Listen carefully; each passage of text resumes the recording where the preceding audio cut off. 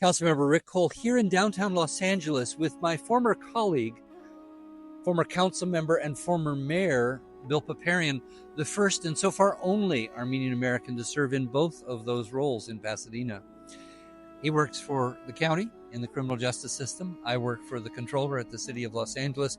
And we're here at this handsome memorial to the genocide of more than 1.5 million Armenians in 1915 who died of starvation and forced marches, death marches, and killings, random slaughter that happened, a stain on world history.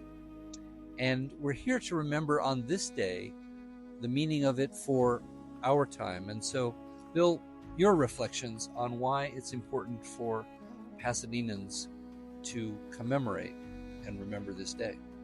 You know, Rick, thinking about meeting you today, I was taken back to 40 years ago at the April 24th commemoration in Montebello at the Armenian Martyrs Monument, and you gave the keynote speech. And you talked about the importance of recognition and reparations and return. That was 40 years ago. And here we are today, and the Armenian nation is still struggling for recognition, reparations, and return. And we've lost more ancestral homelands in Artsakh, an ancestral homeland of the Armenians. And there is a conflict today between Azerbaijan and Turkey and Armenia. And it is a conflict that remains unresolved. We have prisoners of war that have not been accounted for from a war that occurred not too long ago, in which members of my own family were involved on the front lines. And so I think it's important what you're doing in ensuring that the community in Pasadena remembers the importance of the Armenian genocide as an example of what should never be allowed to occur. When we say never again, we say never again, and we mean it, not only for Armenians, but for all people all over the world.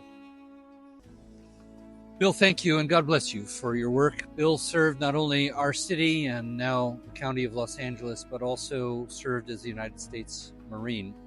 And today, when people are dying in Israel and Palestine, in Russia and Ukraine, in South Sudan, and in Azerbaijan and Armenia, not a conflict that's openly happening now, but just in the last year, 120,000 Armenians made into overnight refugees, having to be driven from their homes.